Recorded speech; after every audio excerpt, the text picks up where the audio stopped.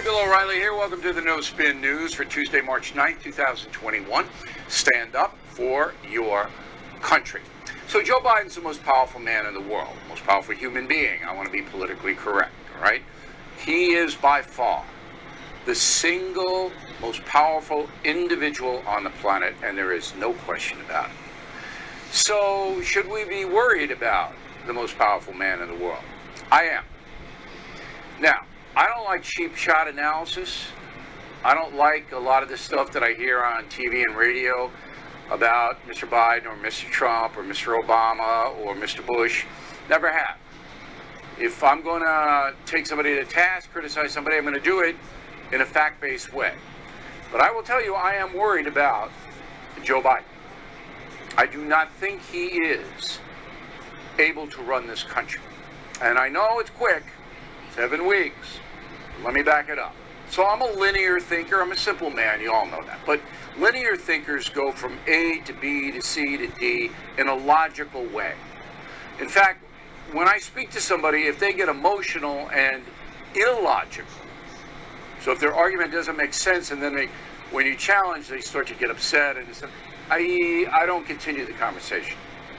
Now on TV, when I was a younger man, I almost liked that because I could just go in with a hammer and boom. But now I'm an elder statesman and I'm trying to give you information that's important to you and your family. So here we go.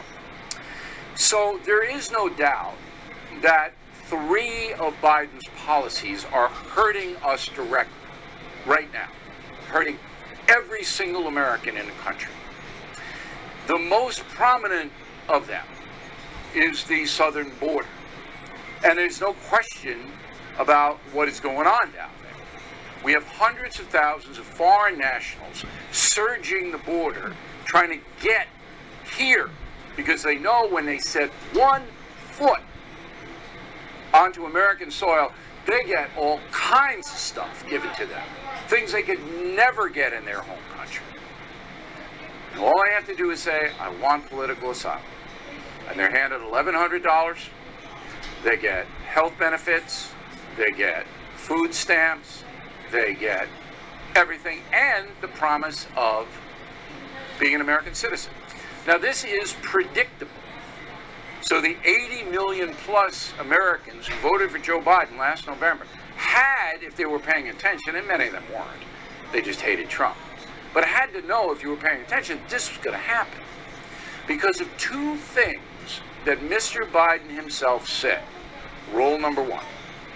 Raise your hand if your government plan would provide coverage for undocumented immigrants. You cannot let, as the mayor said, you cannot let people who are sick, no matter where they come from, no matter what their status, go uncovered. You can't do that. It's just going to be taken care of, period. You have to. It's a humane thing to do. And it is a humane thing to do, which is why all the emergency rooms in the United States are compelled to take anybody that walks in. However, that's not what Biden promised. He promised full health benefits paid for by the American taxpayer for every foreign national who enters this country illegally. You saw him, you heard him. Now, if you're living in poverty in El Salvador or Guatemala or Honduras, 3 countries I have been to. Remember, I covered the war in El Salvador. All right? I have spent time in that region. You don't have health benefits down there. No one has them. You get sick down there, you're on your own pretty much. Unless you know some medical person. There are a few clinics run by Catholic charities, most of them. But you're in dire trouble. So if your child has a condition, if your parents are sick, you get here, Joe Biden's going to give you free medical coverage if you're a foreign national. So why wouldn't you try to get here? Why wouldn't you? I don't blame the migrants. I've said that for decades. Don't blame them. Many of them are desperate people. They live in violent places. They literally can't get ahead. So you're going to come to America if you can. So, under President Trump, we had a policy that made it difficult to get in here. Biden has dismantled the whole thing. And on top of that, he has said this. Go.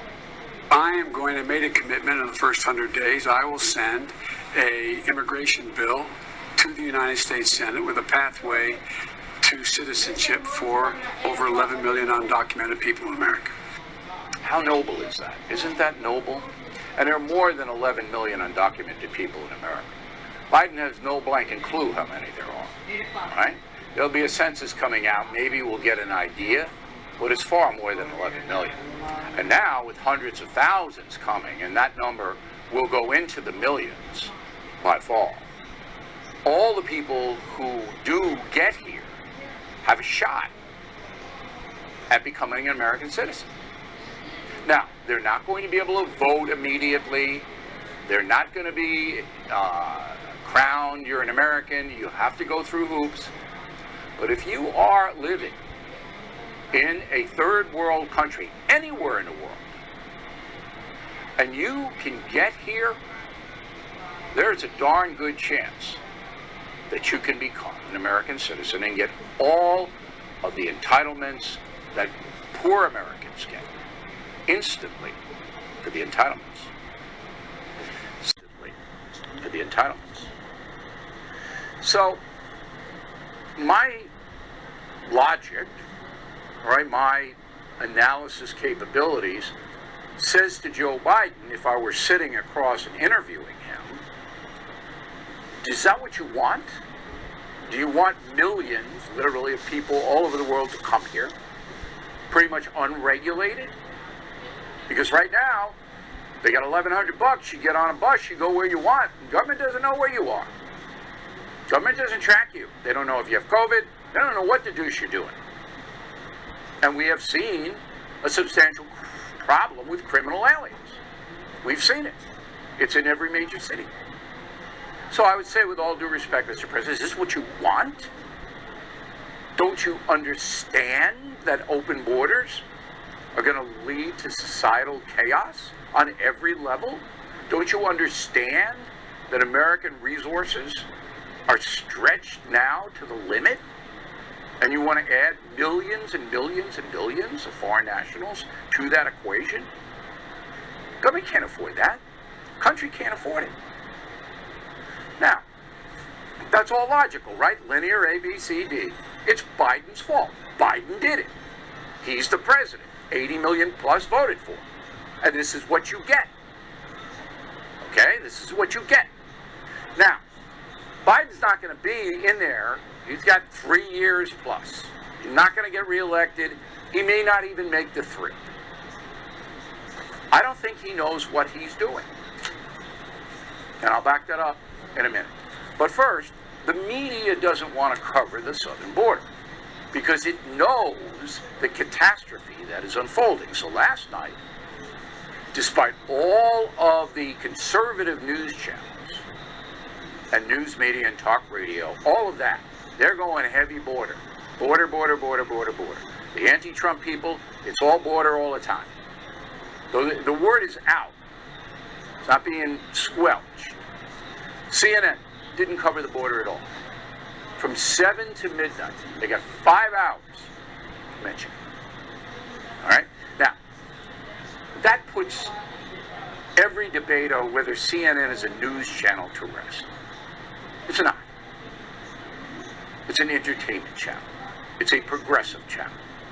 MSNBC, in 5 hours, spent 32 seconds on the border. Brian Williams mentioned it for 32 seconds. 5 hours. NBC News, Lester Holt, 17 seconds. So NBC is in the same category as CNN. It is not a news operation any longer. Huntley Brinkley and all that, gone. And they're not coming back. NBC is not coming back. Comcast, the corporation that owns NBC, has made a decision. We can make much more money if we are a progressive channel. And that's what they're going to be, a progressive organization. ABC News, which is the #1 nightly news, David Muir, didn't cover it at all. Didn't mention it. But they spent a lot of time on Meghan and Harry. A lot of time. David Muir's He wishes he got that interview. Okay? Couldn't do the border, though. No. CBS Evening News, the only newscast that did what they call a package, 2 minutes, 25 seconds. They did a report focused on unaccompanied minors and housing for the minors. It's a big CBS deal. They like that story. All right, some stats. In the last 2 weeks, my unaccompanied migrant children detained by the Border Patrol have tripled. I repeat, last 2 weeks, unaccompanied minors surge in here, number has tripled. All right? There are more than 8,000 unaccompanied minors in shelters right this minute. Why? Because the minors and the coyotes, the smugglers who bring them in, know once they're established, the minors are established, and their name is in the computer bank, their parents, grandparents, brothers and sisters can all come. That's why that's happening. Okay, so the Border Patrol certainly knows that hundreds of thousands of people are trying to get in here, and the Border Patrol can't handle it. So the guy in charge of this is Alejandro Mayorkas. He is the head of the Department of Homeland Security. He's not in charge of the Border Patrol, but the Border Patrol is under him. He is a total moron. If you've listened to him and all of that, oh, we don't have a crisis. This is what Mayorkas said. It's no crisis. It's a challenge. So why is it a challenge? Wasn't a challenge when Trump was there. He had stopped it almost completely by having the return to Mexico policy for asylum. But now we're having, but Mayorkas he won't admit that it's a crisis. Biden won't say anything. And Jen Psaki, forget it. They're not saying a word. Because they know they're not going to be pushed. But Mayorkas has a problem that you got to deal with. So he's asked for volunteers in the Department of Homeland Security. So if you work for them in Seattle or Minneapolis or St. Louis or anywhere, he is asking you to go to the border to help the Border Patrol. Okay? Because they're overwhelmed. It's incredible. Absolutely incredible. So Joe Biden is going to do an address on Thursday night. He's going to do a nationwide address. But it's going to be on COVID. He's going to tell everybody what a great job he's done in 7 weeks on COVID and how he's turned the corner, whatever. You know what he's going to do. I don't think he's going to mention Trump's vaccine. But he might throw him a little bit, maybe, because he knows if he doesn't say anything, then he'll come back. But Biden's not going to talk about the border or the people that are coming across the border with COVID. Remember, in Brownsville, Texas, more than 100 migrants who snuck into the country were tested in a bus station before they got on the bus. I guess they felt they had to be tested. They didn't. They can't be compelled to be tested, but they were tested. And more than 100 were positive for COVID. They got on the bus anyway. It's unbelievable. All right, so Biden, he knows he doesn't have to deal with this. He knows he can, they used to call it the rope-a-dope. Muhammad Ali, like this, and he just punch his arms and then he get exhausted and faint. That's what Biden's doing. So what did Joe do today? Well, he's the president of the United States, most powerful man in the world. What exactly did Joe Biden do today? Well, he went to the Jenks hardware store. That's it. He was supposed to be there at 10:45. He showed up at 12:30. They kicked the press out, no questions, and he went there to see how the Paycheck Protection Program is working for the people who own the Jenks hardware store. That's it. That's what he did the whole day. We have a schedule. That's it.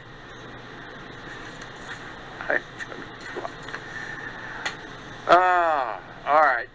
Thursday night, I'll be tweeting during the COVID address. One more thing before we move this along. We looked to find a soundbite to play for you today of somebody supporting open borders, saying, I want open borders. Anybody. Idiot movie stars, legislators, anybody. Couldn't find it. Not there. Just so you know.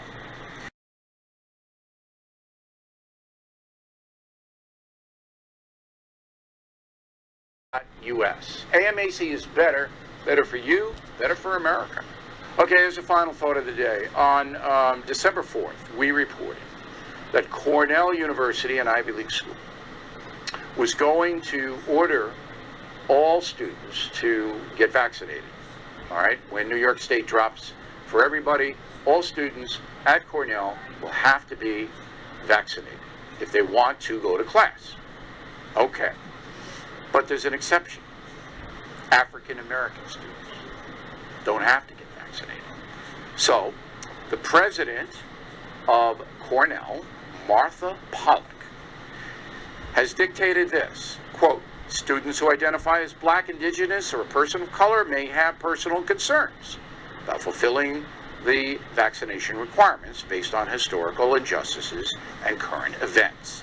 We recognize that due to long-standing systemic racism and health inequities in this country, individuals from some marginalized communities may have concerns about needing to get vaccinated. Now, all the white kids, all the Asian kids have to get vaccinated.